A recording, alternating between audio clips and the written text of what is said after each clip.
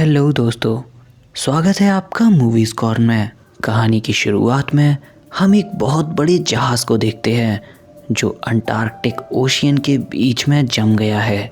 उस जहाज़ का कैप्टन उस शिप को बाहर निकालने की पूरी कोशिश करता है, पर वो कितनी भी कोशिश कर ले उस जहाज़ को बर्फ़ में से नहीं निकाल पाता।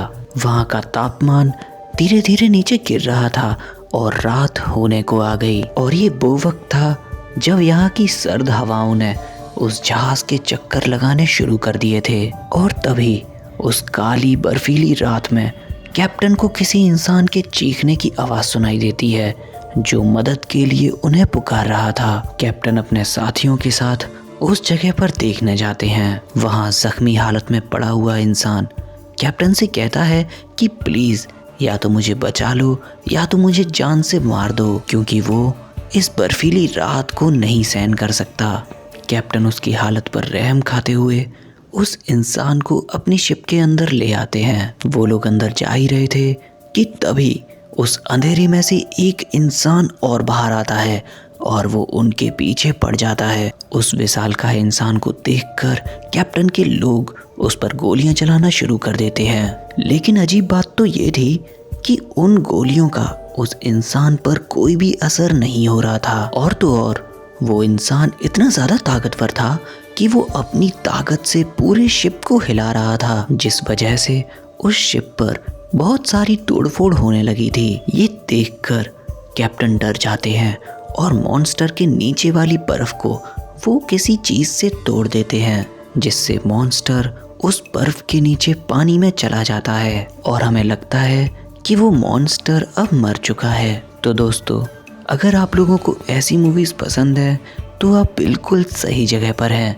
क्योंकि मैं ऐसी ही दिलचस्प कहानियाँ सुनाता रहता हूँ। और अगर आप चाहते हैं कि मैं आपके लिए और भी अच्छी मूवीज़ लेकर आऊँ तो प्लीज़ मेरे चैनल को सब्सक्राइब कर लीजिए, ताकि मुझे आपके सब्सक्राइब करने से मोटिवेशन मिल सके। खैर, कहानी में आगे कैप्टन उस जख्मी इंसान को जहाज पर ले आता है और उससे पूछता है कि आखिरकार वो दूसरा इंसान कौन था जो हद से ज़्यादा ताकतवर था और वो तुम्हारे पीछे क्यों पड़ा है।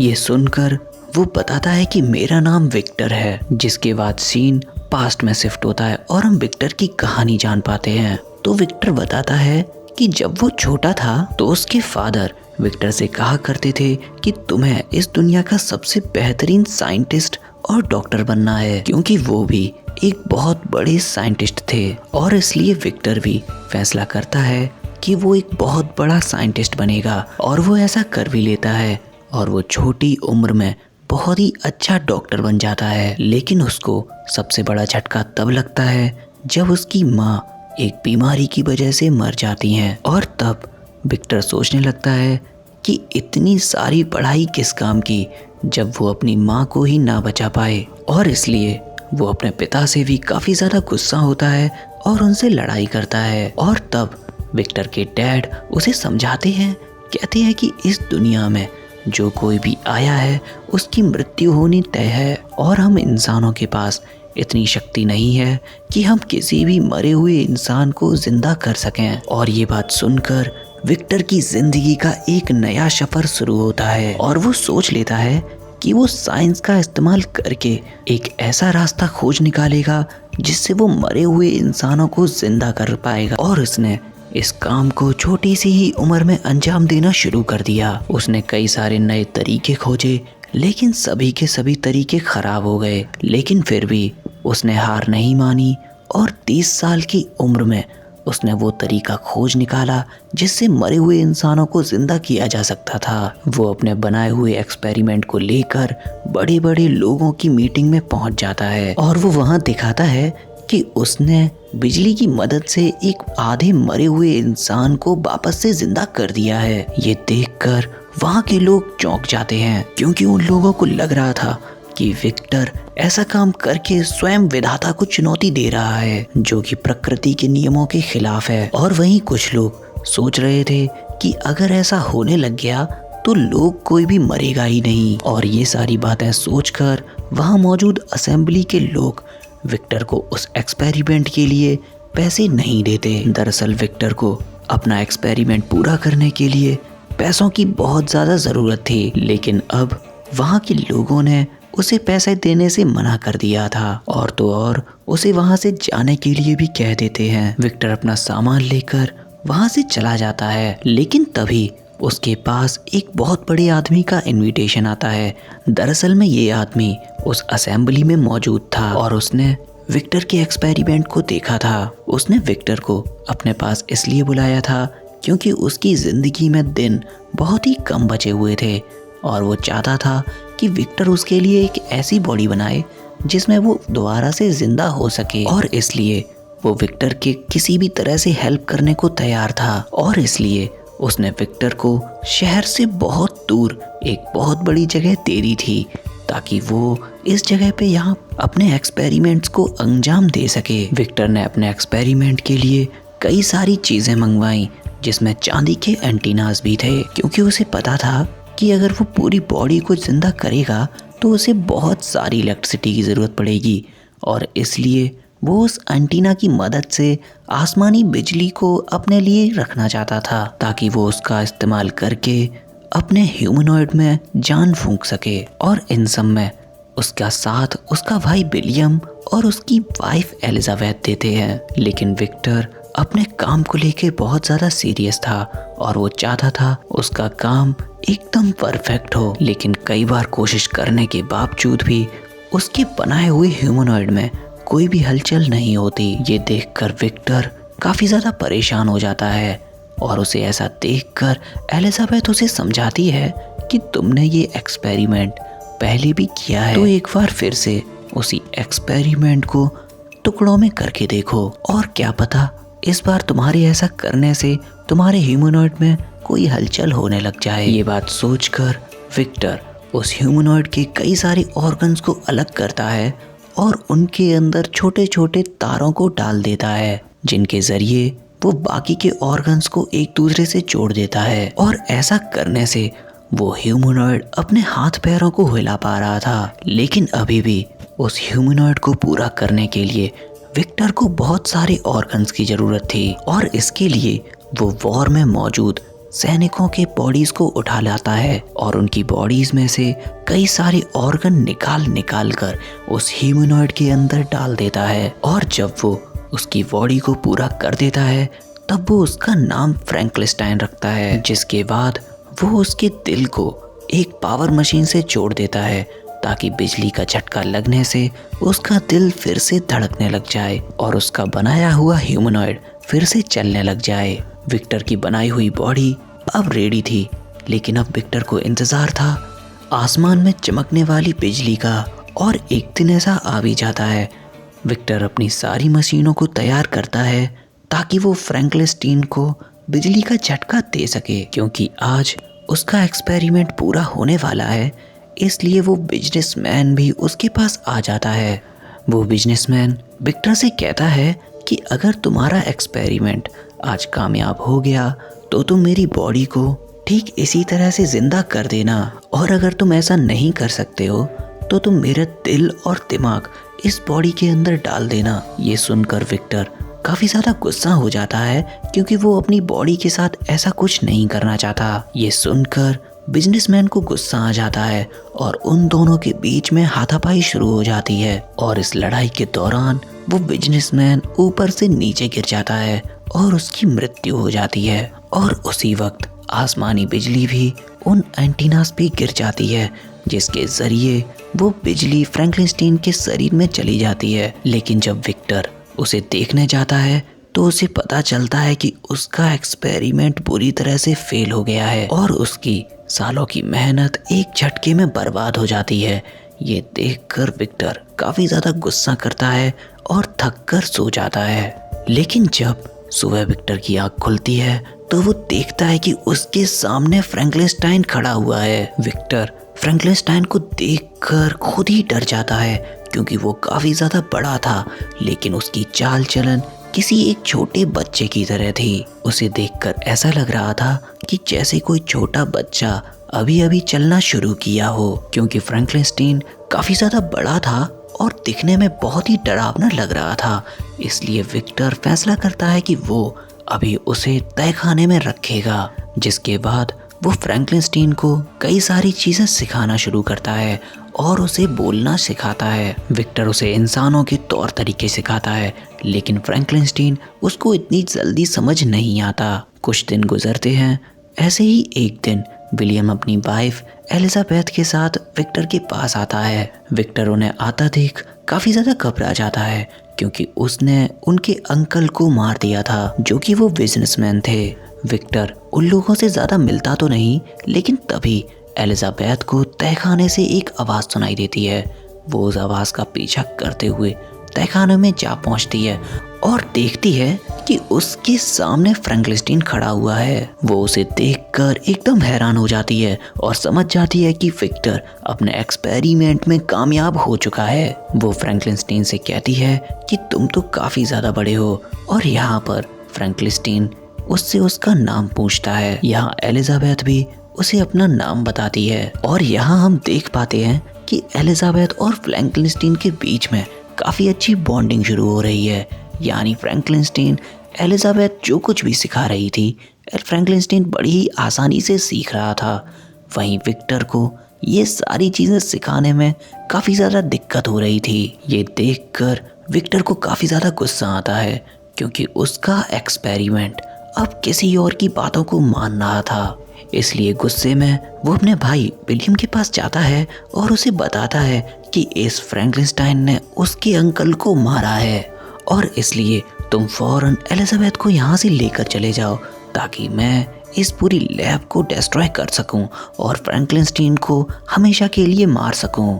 और विलियम भी विक्टर की बात को मानकर एलिजाबेथ को वहाँ से लेकर जाने लगता है। वहीं विक्टर पूरे मैंशन में गैसोलीन फैला देता है और उसमें आग लगा देता है, लेकिन विक्टर उस मैंशन से बाहर निकल पाता तभी उस मैंशन में बहुत ही भयानक ब्लास्ट होता है, जिससे विक्टर बहुत ही ज़्यादा घायल हो जाता है। विक्टर की हालत देखकर विलियम और एलिजाबेथ विक्टर को अपने साथ वापस ले आते हैं। जिसके बाद सीन कट होता है और हम फिर से प्रेजेंट में आते हैं, और जहां हमें पता चलता है कि वो फ्रैंकलिन अब उस बोट के ऊपर आ चुका है और वहां लोगों को पीटते हुए विक्टर के पास आ पहुंचता है। ये देखकर कैप्टन खुद फ्रैंकलिन के सामने जाते हैं और उससे पूछते हैं कि क्या जो कहानी विक्टर ने सुनाई है वो सच्ची है या झूठी, और साथ ही में एक सवाल करते हैं कि क्या सच में तुमने किसी इंसान को मारा है। ये सारी बातें सुनकर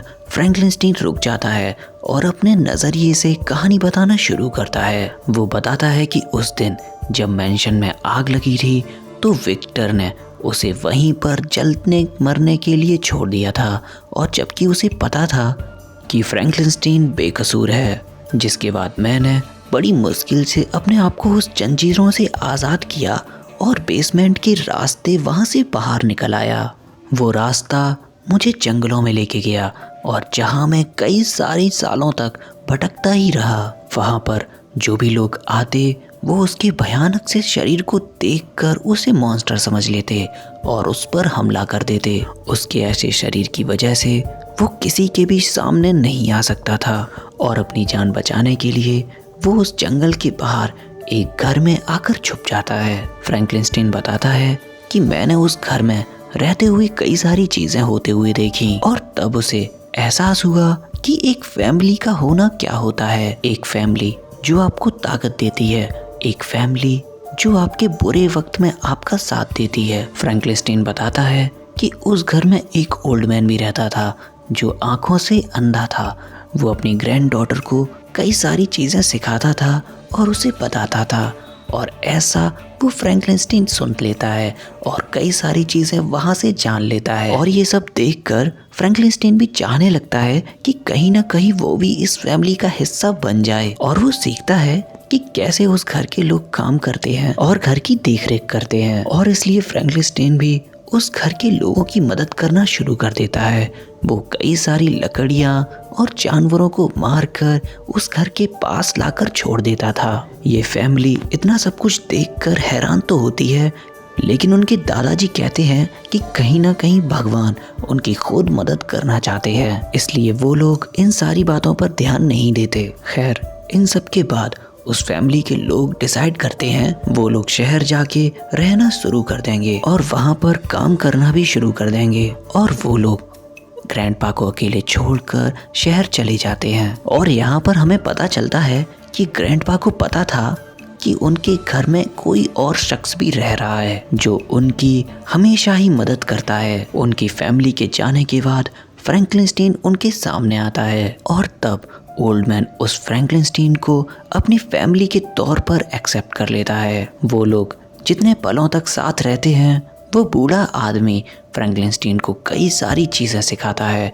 वो उसे पढ़ना सिखाता है, वो उसे अच्छे से बोलना सिखाता है। लेकिन एक दिन ग्रैंडपा उससे सवाल करते हैं और उससे पूछते हैं कि आखिरकार तुम आए कहाँ से हो। ये सवाल सुनकर फ्रैंकलिनस्टीन चौंक जाता है क्योंकि उसके पास इस सवाल का कोई भी जवाब नहीं है। और इस पर ग्रैंडपा कहते हैं कि तुम्हें ये तो पता होगा कि तुम आखिरी बार कहाँ थे। इस पर फ्रैंकलिनस्टीन कहता है कि हाँ मुझे पता तो है, लेकिन मैं वहाँ जाना नहीं चाहता।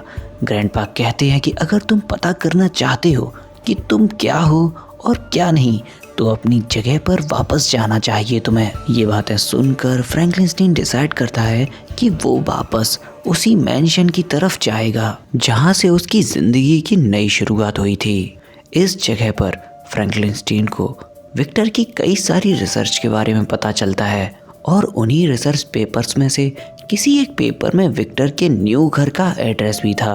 और यहाँ फ्रैंकलिनस्टीन सोचता है कि वो विक्टर के पास जाएगा और उससे विनती करेगा ताकि वो उसके जैसा ही एक दूसरा क्रिएचर पैदा करे ताकि फ्रैंकलिनस्टीन को इस दुनिया में अकेलापन कभी महसूस ना हो। अपने बारे में पता चलने के बाद फ्रैंकलिनस्टीन फौरन ही ग्रैंडपा की तरफ जाता है ताकि वो उन्हें बता सके कि उसको अपनी ज़िंदगी का मकसद मिल चुका है। लेकिन जब वो घर पहुंचता है तो पाता है कि ग्रैंडपा पर कई सारे भेड़ियों ने अटैक कर दिया है। फ्रैंकलिनस्टीन उन सभी भेड़ियों से भिड़ जाता है और बारी बारी उन्हें हराने भी लगता है। जिसके बाद वो ग्रैंडपा के पास जाता है और देखता है कि ग्रैंडपा तो एकदम मरने की हालत में है। फ्रैंकलिनस्टीन ग्रैंडपा को ऐसी हालत में देखकर बहुत ज़्यादा निराश होता है और उनसे कहता है कि आप ऐसे मर नहीं सकते क्योंकि उसके पास परिवार के नाम पर सिर्फ ग्रैंडपा ही हैं। इनकी बातों के दौरान ही उस ओल्ड मैन के बच्चे वापस आ जाते हैं जो फ्रैंकलिनस्टीन को ग्रैंडपा के पास देखकर उसे मॉन्स्टर समझ लेते हैं और उस पर अपनी गोली से अटैक कर देते हैं। वो गोली फ्रैंकलिनस्टीन की आंख में जाकर लगती है जिससे फ्रैंकलिनस्टीन काफ़ी ज़्यादा घायल हो जाती है और वहाँ से भाग निकलता है। लेकिन वो लोग उस पर गोलियाँ बरसाते रहते हैं। उस पर इतनी ज़्यादा गोलियाँ मारी जाती हैं कि वो एक पल के बाद वहीं बेहाल हो जाता है और गिर जाता है। क्योंकि फ्रैंकलिनस्टीन खुद को हील कर सकता था इसलिए वो अपने आप को हील कर लेता है और अगली सुबह फिर से खड़ा हो जाता है। ये वो वक्त था जहाँ पे फ्रैंकलिनस्टीन की सारी उम्मीदें और उसका पूरा परिवार तबाह हो गया। यानी वो ओल्ड मैन जिसे फ्रैंकलिनस्टीन अपना परिवार समझता था। इसलिए फ्रैंकलिनस्टीन डिसाइड करता है कि वो अपने मालिक विक्टर के पास जाएगा और अपनी बातों को जाहिर करेगा और उसे बताएगा कि फ्रैंकलिनस्टीन को भी परिवार की ज़रूरत है। लेकिन जब वो विक्टर के बताए हुए एड्रेस पे पहुंचता है तो उसे पता चलता है कि विक्टर तो अपनी ज़िंदगी में काफ़ी ज़्यादा आगे बढ़ चुका है। उसे फ्रैंकलिनस्टीन तो याद भी नहीं है। वो अपने घर में बहुत सारी पार्टियां एंजॉय करता रहता है। विक्टर की ऐशो आराम वाली ज़िंदगी को देखकर फ्रैंकलिनस्टीन काफ़ी ज़्यादा गुस्सा हो जाता है और उसके सामने आता है और उससे कहता है कि तुमने ज़रा भी मेरे बारे में सोचा कि मैं कितना ज़्यादा तकलीफ़ में था। मुझे कई सारे जानवर खाने की कोशिश करते थे और कई सारे शिकारी मुझे मारने की कोशिश करते थे क्योंकि मैं एक भद्दा मॉन्स्टर जैसा दिखाई देता था। और वो अपनी गुस्सा निकालते हुए विक्टर पर हमला करता है और उससे कहता है कि मैं तुम्हें आज मार दूंगा।